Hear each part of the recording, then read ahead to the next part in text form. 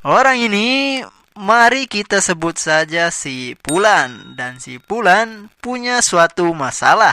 Dia sangat tidak menyukai tetangganya, yaitu orang ini. Namanya adalah Umar. Dan Umar, ia memiliki seorang bayi dan istri. Mereka kebetulan tinggal di apartemen tepat di atas unit apartemen milik si Fulan. Dan tampaknya ketika mereka berada di apartemen, mereka sering membuat suara gaduh yang dimana hal itu membuat si Fulan sangat terganggu. Tapi Heisenberg saat ini masih menanggapi hal tersebut dengan bijak.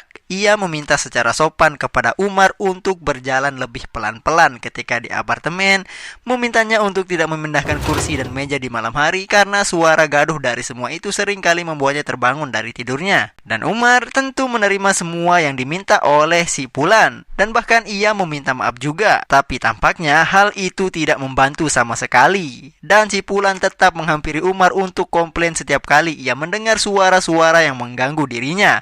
Seperti suara langkah kaki yang besar, suara penyedot debu, suara laci yang dibuka, suara sesuatu yang jatuh ke lantai, dan bahkan sampai suara di jalan pintu. Si Pulan dapat mendengar semua suara itu dari apartemennya. Sementara di sisi lain, si Umar juga berusaha untuk mengatasi semua komplain yang diajukan oleh si Pulan. Dia bahkan membeli sendal cushion agar derap langkah kakinya tidak menimbulkan suara. Ia juga membeli beberapa karpet tebal yang ia gelar di lantai apartemennya untuk meredam suara dari aktivitas keluarganya. Tapi si Pulan masih saja bisa mendengar semua suara itu. Dan itu membuatnya seringkali terbangun pada malam hari. Padahal saat ini si Pulan tengah mengajar gelar PhD-nya di jurusan kimia. Jadi ia membutuhkan istirahat yang proper. Hingga pada akhirnya si Pulan melaporkan semua yang ia alami kepada Tuan Tanah di sana. Dan karena laporan itu, Tuan Tanah pun mengajak Umar ke apartemen milik si Pulan untuk memeriksa suara yang dikeluhkan oleh si Pulan selama ini. Sementara di apartemen Umar, di sana ada istri dan anaknya yang melakukan aktivitas seperti biasa, seperti memindahkan kursi dan meja, jalan bolak-balik, bahkan sampai loncat-loncat. Umar dan Tuan Tanah yang berada di bawah memang bisa mendengar sesuatu, tapi itu kecil sekali, bahkan hampir nyaris tidak terdengar. Setelah semua itu kini tidak ada lagi yang bisa membantu si Pulan, karena selain dirinya, tidak ada orang lain yang bisa mendengar semua yang ia dengar atau bagaimana ia bisa mendengar semua suara-suara itu. Hingga suatu hari, si bayi anak Umar tiba-tiba saja jatuh sakit. Dan keluarga Umar yang baru saja kembali dari perjalanan bisnis menyadari suatu bau yang mengganggu di apartemen mereka. Dan tidak ada yang tahu apa yang menjadi sebab dari bau itu. Tapi yang jelas aromanya sangat bau sekali dan itu sangat kuat. Setelah beberapa waktu akibat dari hal itu, Umar dan keluarganya mengalami mata berair, sakit kepala, bahkan pusing-pusing. Dan bayi juga ikut kena imbas.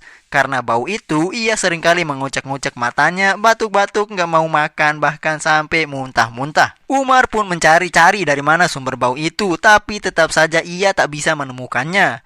Hingga si Umar mengira mungkin bau itu berasal dari freon AC yang bocor. Ia pun memanggil Kang AC. Kang AC pun datang dan memeriksa AC milik Umar. Namun setelah diperiksa, Kang AC tidak menemukan apapun yang salah di AC milik Umar. Dan Kang AC juga ketika berada di apartemen Umar, ia mengeluhkan bau yang sangat mengganggu ketika berada di sana. Setelah itu, kali ini Umar mengira mungkin baunya berasal dari gas yang mungkin bocor dari pemanas air. Ia pun memanggil tukang ledeng, tapi tukang ledeng juga nggak nemuin apa-apa. Dan si tukang ledeng juga ternyata ngalamin hal yang sama kayak si tukang AC selama ia berada di apartemen Umar, yaitu terganggu oleh bau yang sangat kuat itu. Tapi meski begitu, si Umar tetap memutuskan untuk mengganti pemanas airnya dan membersihkan saluran udara di apartemennya. Dia melakukan segalanya, tapi tetap aja baunya nggak hilang-hilang sampai berbulan-bulan dan membuat mereka sakit. Hingga tiba suatu waktu, Umar dan istrinya menyadari bahwa hal itu menyebabkan kerontokan pada rambut si bayi. Merasa bahwa kejadian ini sudah masuk ke tahap darurat, Umar pun memutuskan untuk menelpon tim pemadam kebakaran. Dan setelah menjelaskan situasi dan kondisinya kepada tim pemadam pun menurunkan tim hazmat. Dan tim hazmat dengan peralatan lengkap turun menginvestigasi apartemen milik Umar. Namun bahkan mereka juga tetap tidak bisa menemukan dari mana sumber bau yang mengganggu tersebut. Akan tetapi sebelum mereka pergi meninggalkan apartemen Umar, mereka mendapatkan satu titik lokasi di apartemen Umar yang membuat mata mereka berair, yaitu di sekitaran pintu masuk apartemennya. Dan setelah beberapa waktu tim hazmat meninggalkan apartemennya, Umar pun mulai memeriksa pintu apartemennya dan ia menemukan sebuah celah kecil di sana. Ia pun berpikir mungkin penyebab dari semua yang ia dan keluarganya alami berasal dari luar pintu apartemennya. Dan karena itu, ia pun menaruh CCTV tersembunyi yang ia sembunyikan di pot bunga yang berada tepat di depan pintu apartemennya. Dan pada hari selanjutnya sang bayi pun kembali sakit. Umar pun memeriksa hasil rekaman kamera tersembunyi. Dan coba tebak apa yang ia temukan. Dari hasil rekaman kamera tersembunyi terlihat si Pulan melakukan sesuatu di depan pintu apartemen si Umar. Tapi karena angle kamera yang belum pas, pada saat ini kita masih belum tahu pasti apa yang dilakukan oleh si Pulan.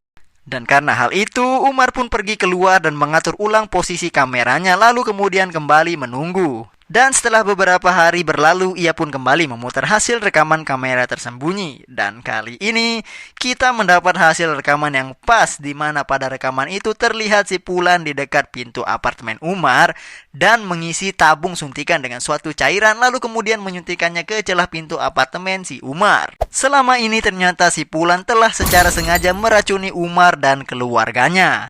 We're so shocked, we all were like shaking. Si Pulan diduga melakukan semua itu karena ia masih kesal tentang suara-suara yang ia tujukan berasal dari apartemen Umar. Dan setelah diidentifikasi, si Pulan ternyata menyuntikkan kombinasi cairan dari suatu zat kimia yang bernama hidrokodon, metadon, dan bahan kimia ketiga yang entah itu masih belum bisa diidentifikasi. Umar pun melaporkan hal itu kepada polisi. Polisi pun segera menangkap si Pulan dan ini fotonya. Ia pun dituntut atas beberapa kejahatan. Namun hingga akhir kita masih tidak mengetahui apa sebenarnya suara yang ia dengar selama ini. Entah itu mungkin karena ia memiliki pendengaran yang sensitif atau mungkin ia hanya berhalusinasi.